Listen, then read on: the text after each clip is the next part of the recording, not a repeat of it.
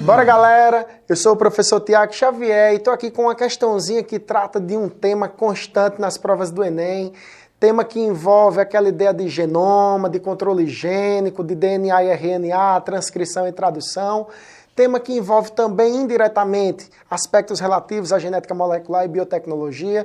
Todos esses pontos que eu acabei de falar são temas bem frequentes no Enem e aí você tem que ficar ligado. E aí, para a gente recapitular alguns pontinhos dessa temática, eu trouxe aqui uma questão que eu vou botar agora na tela para a gente ler. Ó. O genoma de um organismo constitui o conjunto completo de genes neles contidos, bem como todas as regiões não codificantes do DNA, ou, no caso de alguns vírus, RNA. A maioria dos genes de organismos eucarióticos encontram-se em cromossomos no núcleo, mas genes também estão presentes nos cloroplastos e mitocôndrias. Em organismos que se reproduzem sexualmente, tanto machos quanto fêmeas transmitem genes nucleares, ao passo que os genes dos cloroplastos e mitocôndrias são geralmente transmitidos apenas por meio do citoplasma dos gametas femininos. Pessoal, volta aqui para mim, foca aqui em mim, preste atenção numa coisa. Antes da gente responder essa questão, eu vou aproveitar esse texto para a gente recapitular alguns pontos e vou destacar aqui alguns tópicos do enunciado, certo? Vou trazer aqui alguns termos onde eu vou dar destaque, que é para a gente poder revisar um pouco o conteúdo e ficar atento a alguns outros pontos que também podem ser abordados em questões.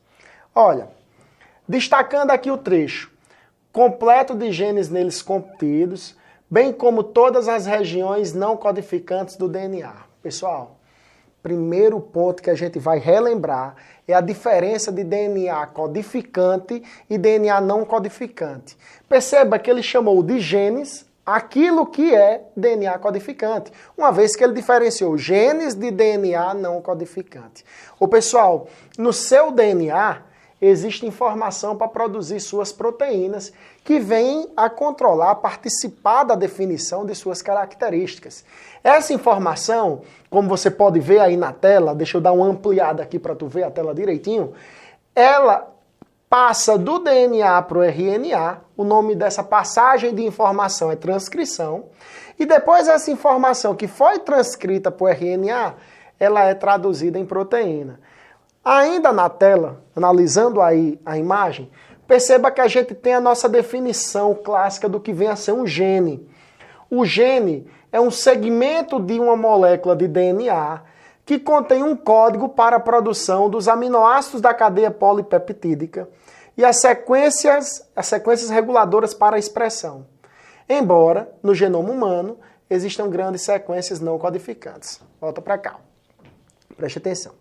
Um gene é, na verdade, uma sequência de DNA que tem aquela informação que a célula precisa para encaixar aminoácidos, para encaixar uma sequência de aminoácidos, formando uma cadeia de aminoácidos que recebe o nome de polipeptídeo.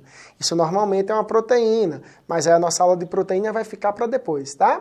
Resumindo, o conceito clássico de gene, temos que um gene é um segmento de DNA com a informação necessária para que eu produza uma sequência de aminoácidos que vai vir a ser a nossa proteína e que vai participar do controle de uma característica, certo?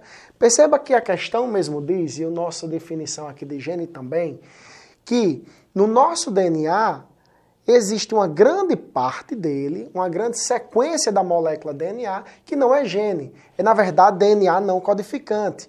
É informação que não serve para produzir proteína. E durante um tempo isso foi considerado por alguns autores como DNA lixo. Pesquisas mais avançadas têm mostrado que esse DNA, anteriormente considerado DNA lixo, ele pode ter alguma serventia. Pode ter função estrutural dentro da molécula, ele pode influenciar na forma como os genes agem, tá certo? E ainda assim pode ter algumas funções que a gente não tem conhecimento. Então parou-se de usar o termo DNA lixo e passou a se diferenciar DNA não codificante e genes, que é justamente o DNA codificante que tem um código para produzir a proteína, tá certo? Revisado esse tópico, vamos passar aqui para a gente relembrar a outra parte que foi destacada.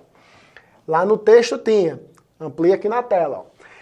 Genes também estão presentes nos cloroplastos e mitocôndrias. Galera, Preste atenção numa coisa.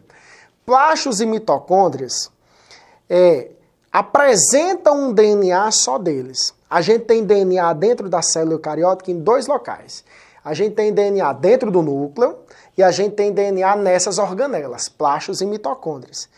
Baseado nisso e em algumas outras evidências, acredita-se que plastos e mitocôndrias já foram células autônomas.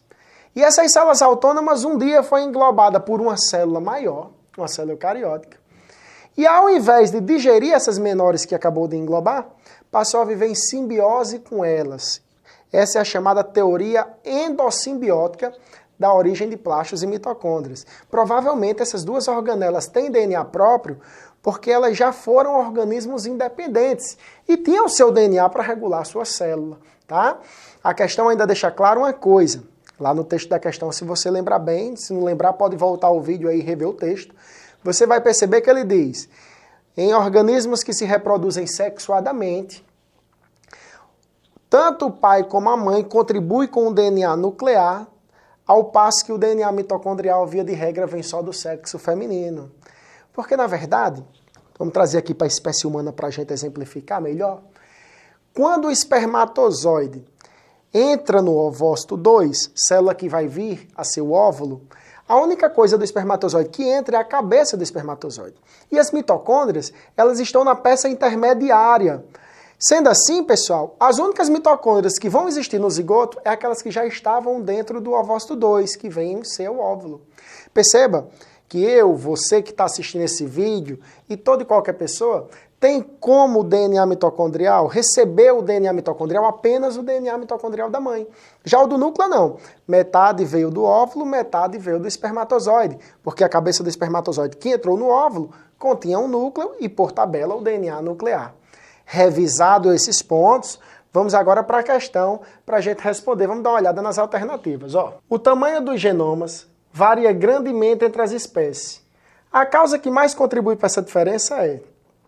Pessoal, uma vez lembrando que o genoma tem a parte codificante e a parte não codificante, que o genoma compreende os genes mais a parte não codificante, é importante você também pensar no seguinte: os genes, eles não variam tanto de um organismo para o outro, porque eles sofrem ação da seleção natural. Se eles sofrem ação da seleção natural, muitas das mutações que essa parte codificante, que essa parte que se expressa, que esses genes sofreram, elas acabam por ser eliminadas do processo evolutivo devido à ação da seleção natural. Já o DNA não codificante, via de regra, não resulta tanto em alteração de fenótipo, então não sofre tão intensamente a ação da seleção natural, certo? Sendo assim, as mutações que vão ocorrendo no DNA não codificante acabam persistindo, independente delas terem trazido um benefício ou não, já que como ele não se expressa, isso aí não muda muito.